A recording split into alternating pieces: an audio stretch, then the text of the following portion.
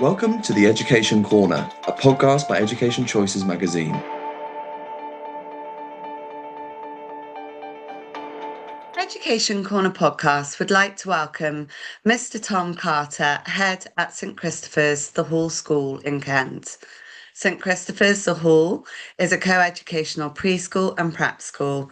They describe themselves as a friendly, open school where children maximise their potential, achieve the best of their ability. The school has devised key characteristics by which they encourage their pupils to live and learn. These include common sense, honesty, ambition, respect, adaptability, creativity, teamwork, enthusiasm, and resilience. St Christopher's joined the St Dunstan's Education Group in January 2025, and both schools look forward to continuing to work and grow together. Tom Carter joined St Christopher's as head in 2021, following a deputy headship at Butte House Prep School. Tom said of the merger, "This partnership is testament to our shared belief in putting children at the centre of everything we do." It's such a pleasure to have you with us, Tom. Thank you so much for having me. I'm really looking forward to this. Firstly, would you like to tell us and our parents about your background and how you came to be head at St Christopher's? Yeah, of course. So originally I trained in law, but I think very quickly I realised that perhaps wasn't the path for me. And I ended up retraining as a teacher, which I suppose isn't entirely surprising, really, because my mum was also a teacher. And I think that her love of the job really rubbed off on me. So since then, I've had the chance to work in a wide range of schools, both in the state sector and in the independent sector, also in a lot of different places, from Hampshire to Bristol to the East End, and also in West London. Before I joined St Christopher's, I spent 14 very happy years at Butte House, where I was the deputy head and then also acting head for a short period of time. And then in 2021, as you mentioned, I made the move to become head here at St Christopher's, and it really has been a fantastic journey ever since. And could you tell us more about the exciting merger with the St Dunstan's Group and what led St Christopher's and yourself to decide to join the group? So St Christopher's officially joined St Dunstan's earlier this year, and that was a really exciting step for the school. I suppose for us and for me, it was very much about finding a partnership that felt genuinely aligned with our values and our vision for the future.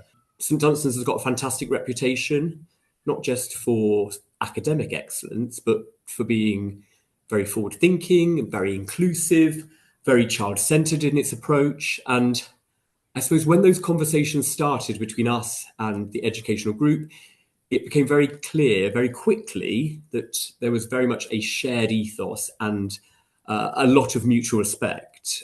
Joining the group gives us the chance to collaborate more deeply, to share great practice, to strengthen the educational journey that we offer our pupils.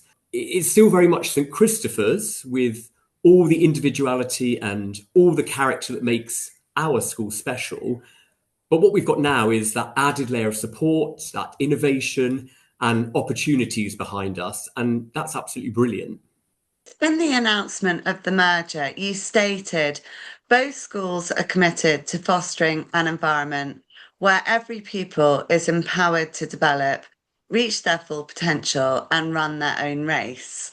Lovely way to express it. Could you tell us more about this ethos and how you support students to reach their full potential? You brought up that phrase, sort of run their own best race. And I think that really captures what we are about at St Christopher's, because particularly for me and for the whole school, we believe that every child is unique. You know, they've all got their own interests, they've all got their strengths, and they've all got their own pace of development. I think our job of educators is to create an environment where pupils feel seen and supported and stretched, but not compared. And that really means offering some kind of personalised approach to where pupils feel very safe in their learning, where whether a child's passionate about maths or music or sport, or even be it something a little bit more niche, I want them to make sure that their passions are valid and they're also encouraged. I suppose it's also about building confidence to make sure that you're helping children to develop resilience and independence and that sense of self. At St Christopher's, we're not trying to churn out one particular type of pupil. What we're doing is hopefully making sure that every pupil becomes the best version of themselves. And that's also something that we share with St Dunstan's too. So that's why their ethos and ours felt a very natural fit. On the school website, it says that you've been part of the St Dunstan's education group since January. How do you feel already? I mean, it's obviously quite early, it's only a few months in. How do you feel your students have benefited from being a part of the group? So like you said, it is still in its infancy and it's very new, but I think perhaps one of the best things about joining the St Dunstan's educational group is that direct link that it gives us to the college. So for our year 5 pupils, those who are ready, there's now that option to gain an automatic offer for year 7 without having to sit to the 11 plus. And for me, that's huge because the 11 plus can be a very stressful experience, and being able to skip that pressure while still being able to secure a brilliant next step, I think that's a real game changer for families. I've always believed that children should really enjoy their educational journey. And I think at 10 and 11, there's still so little. So therefore, if a test doesn't go to plan, it shouldn't define them. So I feel this supportive pathway really reflects the ethos that we should stand for. But it's not just about admissions. Being part of the group offers up a world of really exciting opportunities, I think, for our pupils. So, for example, sport. We have now got access to amazing playing fields down at the Park Langley Old Dunstonians ground. So that gives us huge room for our sports provision to grow, to run more fixtures, to create even better training experience for the children. There's also big group-wide festivals at the end of this academic year, which are going to be great opportunities for our pupils to come together, to share their talents and be inspired. And another highlight is going to be the Christmas concert that we've got planned at the Royal Festival Hall. Now, for us, that's such an iconic venue, and the fact that the pupils will get an opportunity to perform there now is something really special. And I suppose it's not just also about the pupils who benefit. So behind the scenes, that there are teachers who are collaborating with colleagues across the group. They're sharing ideas, their resources, and clever ways to sort of tackle tricky topics. And I think that when teachers learn from each other, whether it's perhaps a new way to teach fractions or how to inspire year 6 with Shakespeare, it leads to a much better learning experience within the classroom. And that means that pupils will benefit from richer lessons, more creative approaches, and consistently high standards across the whole board. So I suppose simply put, when our teachers grow, our pupils are going to thrive as well. So really this partnership is already unlocking so much for us, a smoother path for some, but a richer experience for all. And that's what really makes it so exciting. Very much so, and to have that support there. You also state, I know our school community's strength and resolve lies in its diversity. Our curriculum ensures our pupils celebrate their differences as well as their similarities, and in turn embrace, honour, celebrate, and fearlessly be themselves. This ensures that they become better collaborators, braver explorers, stronger communicators, and more courageous global citizens. What a fantastic statement. Could you tell us more about the importance of the diversity at St Christopher's and how, as you're obviously doing, you're embracing and celebrating this to support the students to thrive in school and beyond? Yeah, wow, goodness, that quote is quite a mouthful now. I think that quote also, though, does sum up what we care about at the school. I think I've always felt that strength lies in diversity. It's not just about where families come from, but it's that wide mix of personalities, that wide mix of perceptions and perspectives and passions that children bring with them every single day. Just to give it a little bit of context, I think one moment that really stuck with me was during a whole school assembly. A pupil stood up and she gave a short talk about her heritage. And she spoke about her dual identity and her family traditions and how she felt very proud of being part of a multicultural community. But I suppose what really struck me wasn't just her confidence, it was about how the other pupils responded. They were curious, they were thoughtful, they were respectful. It was one of those moments, I think, where you just think, yeah, this is it. This is what we're trying to build, a school where every child feels seen, heard, and celebrated. And I suppose that's the kind of mindset that runs through everything we do. Our curriculum is full of stories and histories and voices from all over the world. And that's not just a tick box exercise. It's about helping every child feel that they belong, that their story matters, and that the school is a place really where they can truly be themselves. We've just recently wrapped up our EDI and Cultural Celebration Week, and honestly, it was brilliant. The children were exploring cultures from around the globe and looking at traditions and art and language and history. But just as important as that, they had a chance to share their own stories. And I think that's probably what made it really powerful.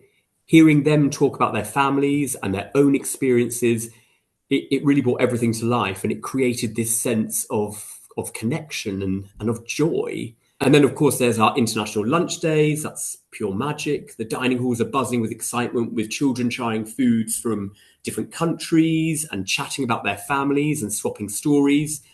You know, it's loud, it's joyful, and that's real learning. It's not from a textbook, it's from each other. And these are the kind of things that I feel do something special. They teach children that difference isn't something to be afraid of, it's something to be celebrated. They learn to be curious, to be empathetic, and take pride in who they are and also who everyone else is too. And for me, it's that kind of education that really sticks with you. And that's the kind of legacy I want to leave, the confident, the compassionate young people who feel part of a global community, and they're there really to make a difference. And we increasingly get parents asking us for, they're very keen that their children do go to a school that represents the world that they're going to go out into. Which is so important. I think that's absolutely essential, that we've got to cater for a world that the children are going to enter into that isn't they don't want to be in a bubble when they're in school. Technology is an increasingly key part of education and modern life, which many children are using at younger ages. At St Christopher's, your students have iPads to support their learning. Could you tell us more about how your students benefit from having these devices, but also how perhaps you're taking precautions and using them to prepare for the modern digital world? Yeah, I think technology is a big part of learning these days. We can't escape it. And we definitely want to embrace that at St Christopher's. So from year 3 onwards, every child has their own iPad now, which is going to support their learning. But I suppose on that point, I just want to be very clear that iPads don't run the classroom. They are a fantastic tool, yes, but that's just it. They are a tool. And we're very much all about balance. So yes, you'll see pupils using iPads for things like research and interactive apps or creative projects. But you'll also see lots of sort of good old-fashioned handwriting and group discussions and hands-on activities and proper face-to-face learning. It's not tech versus tradition. It's about blending the two in a way that works best for each learner. So I kind of think like one of the best things and one of the most brilliant things about having iPads is it makes learning more flexible. Children can move at their own pace. They can access resources that they need to match their own needs. They get instant support and challenges depending on where they are. It gives teachers a live window into how everyone is doing. So help and feedback can be much more tailored to the specific needs. I think another big plus of all technology and making sure that pupils have a one-to-one device is that it levels the playing field. Every child gets access to the same tech. So we're hoping and helping to close that digital divide so that pupils can take the iPads home.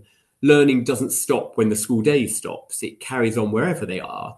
So some are creating mini documentaries in their back gardens or practicing their times tables on a family road trip. I think probably with technology, the thing that parents are most worried about is screen time. And we are also very mindful of screen time. It's not a free-for-all. We teach digital citizenship. We set very clear expectations. We make sure that pupils understand how to use that tech very wisely and responsibly without losing sight of the offline world around them. So really, it's about giving our pupils the best of both worlds. The iPads, they do make learning more exciting, more modern, more personal, but they're never going to replace the magic of books and conversations and creativity. I suppose it's just all about helping our children become those confident, those curious learners, and also ready for whatever the future brings. Well-being is also an important part, obviously related to screen time and social media and the many things that everyone's discussing with the fast-moving digital world that the children are going into. And Ofcom research is reporting that a third of children aged between 8 and 17 say they have seen something worrying or nasty online in the last 12 months, indicating that children are potentially being exposed to harmful content from a very young age. This was also tackled, and I'm sure you heard about it, by industry leaders in St Dunstan's annual Let's Talk About conference, and is going to be talked about later this month. How do you work to protect children and support their well-being, both online and offline? And how are you able to support this through your new partnership with St Dunstan's and the work that they continue to do? So well-being, I suppose, is honestly at the heart of everything that we do. And that includes how we approach life online. I think the Ofcom research really perhaps backs up what we're seeing on the ground here, that children are potentially coming across upsetting or inappropriate content on the internet, and at perhaps a much younger age than people realise. It's a real growing challenge and one that we take very seriously. At St Christopher's, I think it's not just about teaching children how we use technology, it's about helping them use it wisely and safely. Digital citizenship is a huge part of the curriculum, so pupils learn to spot those red flags, protect their privacy, and I suppose most importantly, what to do if something doesn't feel right. It's about giving them the confidence to navigate that online world with care and with dignity. But it's not just kind of the online safety that we're focusing on. We're putting a huge emphasis on overall well-being too. So there's lots of pastoral support and check-ins and opportunities for things like mindfulness and mental health activities. What we really want is children to feel safe and supported and empowered, whether they are on screen or off of it. And what's been amazing since joining St Dunstan's educational group is being able to draw on even more expertise. So you mentioned their annual Let's Talk About It conference, for instance. And that's such a great opportunity because it brings together those top voices on everything from mental health to digital safety. And it means that we're able to take that knowledge and feed it straight back into our school, giving our staff and our pupils and our families the very best support. So I suppose when we're saying that well-being matters here, we really mean it, whether it be online or offline. And by combining our strong in-house approach with all the added insights from the wider group, we're making sure that our children have the tools and the confidence and the care that they need to thrive in every part of their life. Going on from that, your students do very well and achieve highly at 11 plus and go on to many top schools across London and the surrounding areas, with many also receiving scholarships each year. Could you tell us more about how you are preparing the students for the 11 plus process, and how you support them and their families throughout this time? I suppose the first thing to say is I really don't believe in hot housing children or teaching to the test. I think that approach can make learning very dry and very uninspiring, and ultimately it doesn't serve children well in the long term. What we do here is we focus on equipping children with the right skills from the very beginning, skills like critical thinking and problem solving and resilience. So, when the time for the exams come, the children are genuinely prepared for them. I think sometimes it can be common to see schools relying too heavily on past papers, assuming that's the best way to prepare children for exam. And I think it's important to remember that exams are simply assessments, that's not learning in themselves. So doing lots of past papers doesn't necessarily help children develop independent thinking or deeper understanding. The only thing that a past paper can really help do is help children with timings and be familiar with the type of questions that are going to come up. So at St Christopher's, our approach is different. We provide a very bespoke, skills-focused support throughout the children's journey. And in year 5 and 6, for example, we run very small group sessions designed to nurture each child, not just academically, but also in building confidence and independence. And our aim is for children to understand how to learn and approach the skills thoughtfully, so that by the time we get to the exam day, they can apply the skills, not just recall answers. 11 plus, I think also, it's not just about the pupils. It can cause a huge amount of anxiety for parents, but we've got a very strong, trusted relationship with local secondary schools. And these schools value our insight and our advocacy, which makes a real difference during admission time. We monitor very carefully exam formats of each school, and we tailor our support accordingly. So, this personalised approach makes sure that every child feels ready without any unnecessary pressures.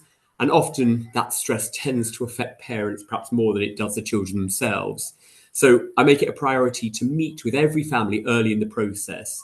That really helps me understand their hopes and guide them beyond kind of headline schools like the schools that we've got surrounding us. There are so many excellent schools, and it's about finding the right fit for the right child. So just because the school is nearby, there might be a better fit for a child's personality and learning style in a school that perhaps parents haven't considered. One key message I always share with parents is to avoid framing schools in terms of choice of being better or worse, implying that sort of not gaining entry into a particular school is a failure.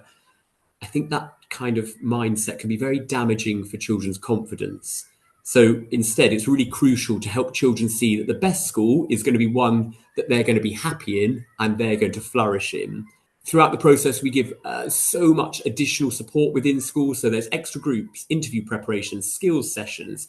So hopefully families don't feel the need to rush out to external tutors or workshops.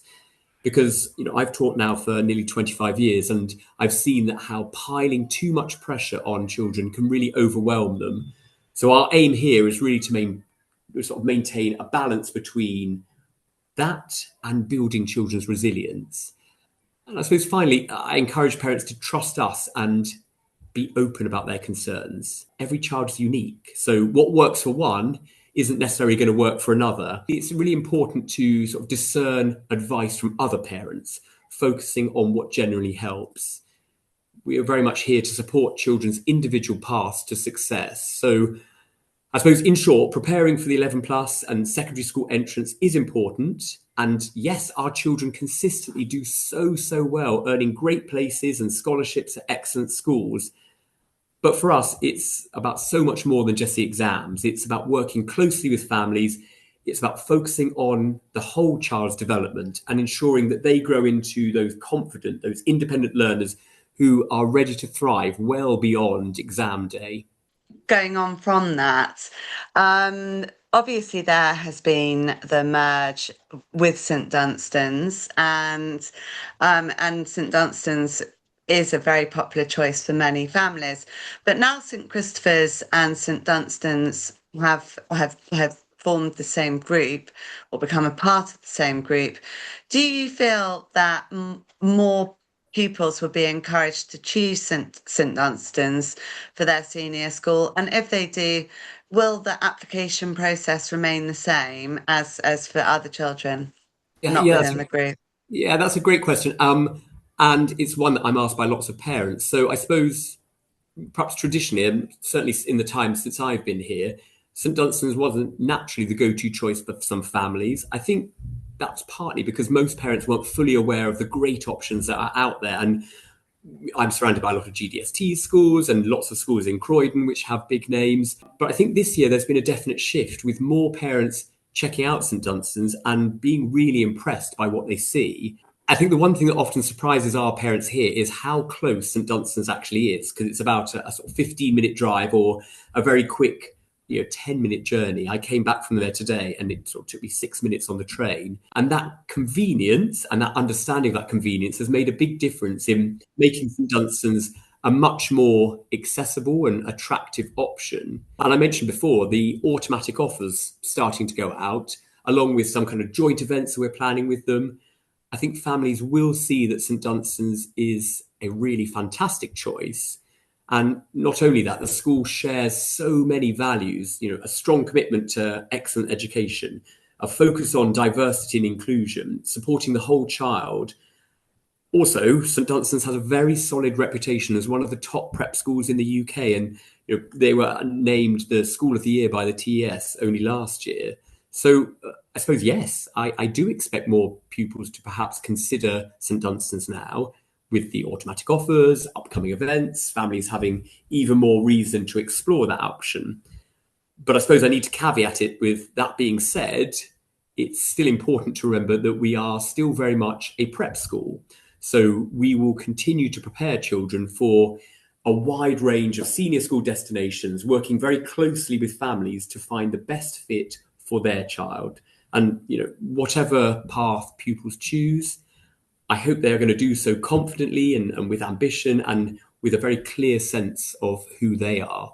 And just looking into the future, your plans and hopes for St Christopher's, the Hall School, I imagine that they perhaps have become a lot more exciting since joining St Dunstan's. Do you want to shed any light? Yeah, that's a really exciting question. And I suppose, honestly, we are really excited about where St Christopher's is heading.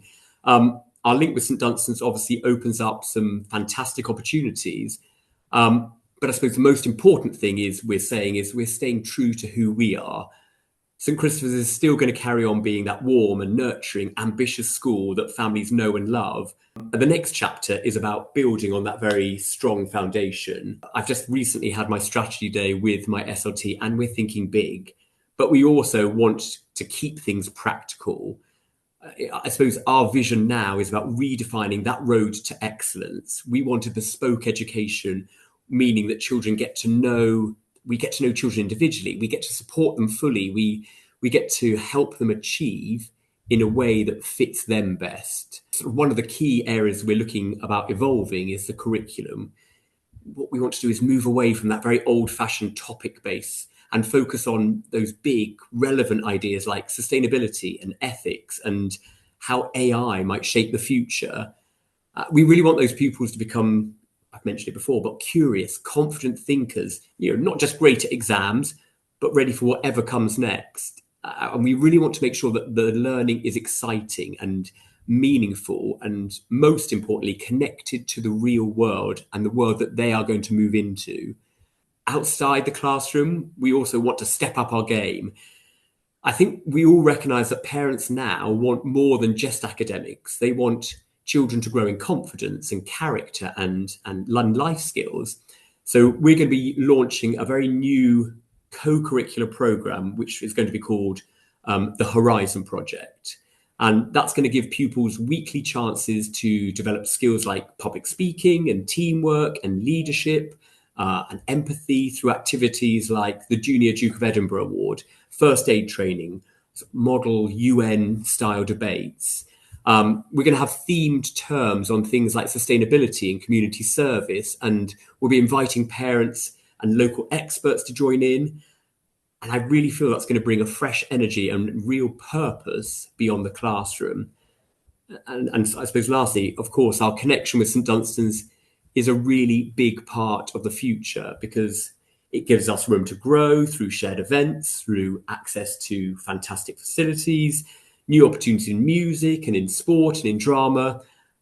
But it comes back to that point, crucially, it lets us remain very proudly and sort of very distinctly St Christopher's. So the future is really exciting and I cannot wait to see where we go next. It really does sound like a very exciting future. And it sounds like some of the ideas that are being incorporated there kind of are things that previously have been done at senior level, but how wonderful for the younger children to also start thinking about broader horizons at such a young age. Thank you so much, Tom, for speaking to us. Thank you so much for having me. It's been a real pleasure to chat to you.